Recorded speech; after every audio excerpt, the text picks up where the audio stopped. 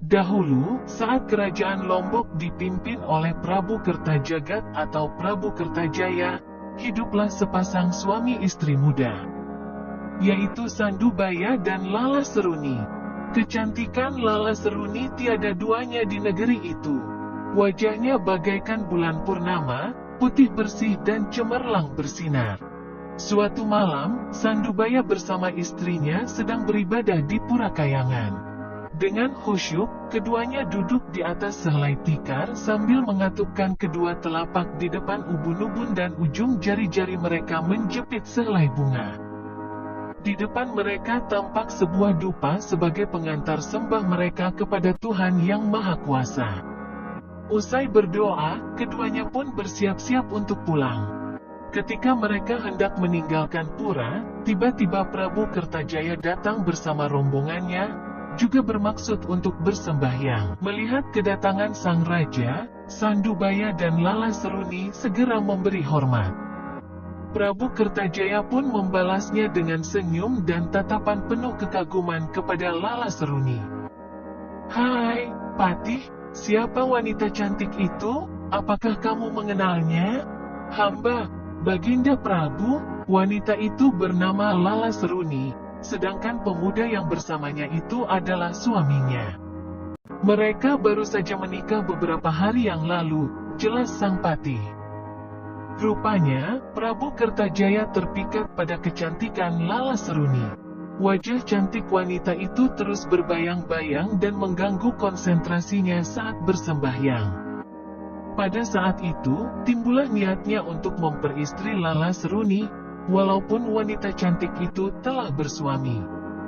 "Aku harus mendapatkan wanita cantik itu," kata Prabu Kertajaya dalam hati. Usai sembahyang, sang Prabu segera mengajak rombongannya kembali ke istana dan mengumpulkan para penasehatnya di ruang sidang untuk membicarakan rencana tersebut.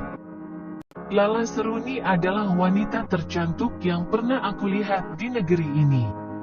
Aku harus merebutnya dari tangan Sandubaya," kata sang Prabu kepada para penasehatnya. "Apakah di antara kalian ada yang tahu caranya?" Semua pembesar kerajaan yang hadir terdiam sejenak. Mereka sedang berpikir keras untuk menjawab pertanyaan raja mereka. Tak berapa lama kemudian, sang patih angkat bicara untuk menyampaikan isi pikirannya kepada sang Prabu. "Ampun, Baginda Prabu, hamba tahu caranya," kata sang patih. "Apakah itu, wahai patih? Ayo, cepat katakan," desak Prabu Kertajaya dengan tidak sabar. "Menurut hamba, sebaiknya kita mengajak Sandubaya berburu ke hutan lalu kita lenyapkan nyawanya dengan seolah-olah diterkam binatang buas. Dengan cara ini, Lala Seruni tidak akan mencurigai kita," saran sang patih. "Wah, kamu memang cerdas, patihku," puji sang Prabu, "aku terima usulan itu." Keesokan harinya, Prabu Kertajaya segera mengutus beberapa orang prajuritnya ke rumah Sandubaya untuk mengajaknya berburu ke hutan Gebong. Setiba di sana, para utusan segera menyampaikan perintah sang Prabu kepada Sandubaya. Sementara itu, betapa terkejutnya Sandubaya dan Lala Seruni saat melihat kedatangan mereka yang secara tiba-tiba. Apalagi, baru kali mereka didatangi oleh para prajurit kerajaan. "Maaf, ada apa gerangan tuan-tuan datang kemari?" tanya Sandubaya penasaran. "Begini, Sandubaya, kami diutus kemari untuk mengajak kamu pergi berburu ke hutan Gebong bersama sang Prabu," ungkap salah seorang utusan. "Besok pagi sang Prabu menunggumu di istana untuk kemudian berangkat bersama-sama ke hutan." Sandubaya tak kuasa menolak ajakan sang Prabu. Ia adalah rakyat yang amat taat kepada rajanya. "Baiklah, Tuan, hamba siap memenuhi titah sang Prabu," jawab Sandubaya. "Kakak, sejak kedatangan prajurit tadi, adik merasakan firasat yang buruk dengan ajakan raja itu. Sebaiknya kakak mengurungkan niat itu," bujuk Lala Seruni. "Adikku, relakanlah kakak pergi. Semoga saja tidak akan terjadi sesuatu pada diri kakak," kata Sandubaya menenangkan hati istrinya. Bila besok kuda kakak Gagar Mayang pulang sendirian, itu berarti kakak telah tiada. Kakak menunggumu di pantai Menanga Baris, pesan Sandubaya lebih lanjut. Keesokan harinya, Sandubaya memacu kudanya yang bernama Gagak Mayang menuju istana dan diikuti oleh anjing kesayangannya yang bernama Getah. Setiba di istana, ia bersama dan rombongan Prabu Kertajaya pun berangkat ke hutan Gebong dengan membawa alat perburuan seperti tombak, golok, dan panah. Setiba di hutan Gebong, semua anggota rombongan segera mencari binatang buruan. Sementara itu, Sandubaya terlihat seorang diri menunggang kudanya sedang mengincar seekor babi hutan yang bersembunyi di balik rerimbunan semak belukar. Dengan konsentrasi penuh, ia perlahan-lahan menarik tombak yang ada di tangannya lalu melemparkannya ke arah babi hutan itu. Apa yang terjadi? Aduh! Sandubaya menjerit kesakitan karena sebuah tombak menancap di punggungnya. Ia pun terjatuh dari atas punggung kudanya dan tewas seketika. Rupanya, bersamaan dengan ia melemparkan tombaknya ke arah babi hutan itu, seorang prajurit menombaknya dari belakang. Melihat tuannya tak bergerak lagi, si Getah menyalak dan segera menyerang prajurit itu. Namun, anjing kesayangan Sandubaya itu pun ditombak oleh para prajurit hingga mati. Kuda Gagar Mayang yang melihat peristiwa itu segera berlari pulang. Sementara itu, betapa terkejutnya Sandubaya dan Lala Seruni saat melihat kedatangan mereka yang secara tiba-tiba. Apalagi, baru kali mereka didatangi oleh para prajurit kerajaan.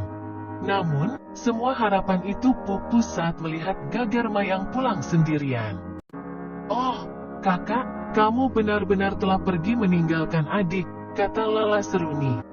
Tanpa berpikir panjang, Lala Seruni segera menunggangi kuda Gagar Mayang lalu memacunya menuju hutan Gebong. Setibanya di sana, ia pun tak kuasa menahan tangis saat melihat mayat suaminya.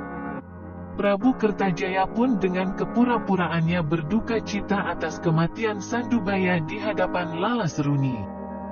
"Maafkan kami, Lala Seruni. Kami tidak dapat menyelamatkan nyawa suamimu dari amukan babi hutan," bujuk Prabu Kertajaya. Meskipun tahu bahwa suaminya meninggal bukan karena kecelakaan, Lala Seruni tidak berkata apa-apa. Ia hanya pasrah atas nasib yang menimpa suaminya. Dengan bantuan para prajurit, mayat Sandubaya pun dibawa pulang untuk dikuburkan. Keesokan hari, Prabu Kertajaya pun mengirim utusannya untuk menjemput Lala Seruni untuk dibawa ke istana. Mulanya, istri Sandubaya itu menolak. Namun, ia tidak kuasa melawan puluhan prajurit yang memaksanya. Kuda Gagak Mayang milik Sandubaya yang juga akan dibawa serta pun menolak dan menyepak para prajurit yang hendak menariknya. Malang nasib kuda itu, ia terpaksa ditombak oleh para prajurit tersebut hingga mati. Setelah Lala Seruni tiba di istana, sang Prabu mulai membujuknya untuk dinikahi.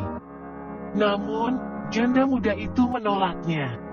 Ia pun semakin yakin bahwa suaminya mati bukan karena kecelakaan tetapi memang sengaja dicelakai oleh sang Prabu yang ingin sekali menikahi dirinya. Hal itulah yang membuat sedih Lala Seruni. Berhari-hari ia mengurung diri di dalam kamar serta tidak mau makan dan minum.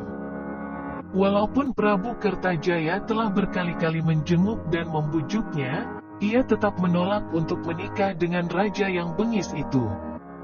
Setelah hatinya mulai tenang, Lala Seruni mulai terbuka pikirannya. "Kini saatnya aku harus bertindak," katanya dalam hati. Ketika sang Prabu datang lagi untuk membujuknya, Lala Seruni pun berkata, "Baiklah, Baginda Prabu, hamba mau menikah dengan Baginda tapi dengan satu syarat," ungkap Lala Seruni. "Apapun syarat itu, akan kupenuhi wahai calon permaisuriku yang cantik," kata Prabu Kertajaya dengan nada merayu. "Sebelum kita menikah, izinkan hamba mandi di pantai Menangabaris," pinta Lala Seruni. "Oh, tentu. Itu syarat yang amat mudah," jawab Kertajaya, "besok aku akan mengantarmu ke sana." Pada esok hari, Prabu Kertajaya bersama para punggawanya mengantar Lala Seruni ke pantai Menangabaris. Setiba di sana, mereka pun mandi dengan bersukaria. Lala Seruni tampak gelisah menunggu kedatangan suaminya. Agar gelagaknya tidak dicurigai oleh sang Prabu, ia sesekali menyelam dan memercikkan air pada wajahnya. Tak berapa lama kemudian, tiba-tiba sekuntum teratai berwarna merah dan besar muncul dari tengah laut. "Baginda, tolong ambilkan teratai itu untuk hamba," pinta Lala Seruni. Prabu Kertajaya pun segera memerintahkan beberapa prajuritnya untuk mengambil teratai itu. Ketika salah seorang dari mereka hendak memetiknya, tiba-tiba sekawanan ikan datang menyerang mereka, hingga terluka parah. Melihat kejadian itu, sang Prabu segera turun tangan. Namun, ia pun diserang oleh kawanan ikan yang ganas itu hingga terluka. Sementara itu, bunga teratai yang besar itu terus bergerak menuju ke tempat Lala Seruni berdiri. Begitu mendekat, Lala Seruni pun naik ke atasnya. Dengan cepat, teratai itu bergerak ke tengah laut dan mengantarkan Lala Seruni ke tempat penantian suaminya. Menyaksikan kejadian itu, sang Prabu dan para prajuritnya hanya bengong. Mereka tidak mampu mencegahnya. Lala Seruni pun semakin jauh ke tengah laut hingga dari pandangan mereka. Menurut cerita, Lala Seruni dikabarkan hilang dan bertemu dengan suaminya di alam arwah. Sementara itu, kakak Sandubaya yang bernama Demung Brangbantun murka mendengar kesewenang-wenangan Prabu Kertajaya terhadap adik dan iparnya. Ia pun menyiapkan pasukannya untuk menyerang Prabu Kertajaya. Menurut cerita, pertempuran tersebut berlangsung cukup lama. Suatu hal yang menarik dalam peperangan ini adalah pasukan Kertajaya menggunakan senjata berupa binatang laut. Sedangkan pasukan Demung Brangbantun menggunakan jajanan dan makanan lainnya. Penggunaan senjata yang demikian diusulkan oleh Prabu Rangkasari untuk menghindari korban jiwa. Akhirnya, pasukan Demung Brangbantun berhasil mengalahkan pasukan kerajaan Lombok.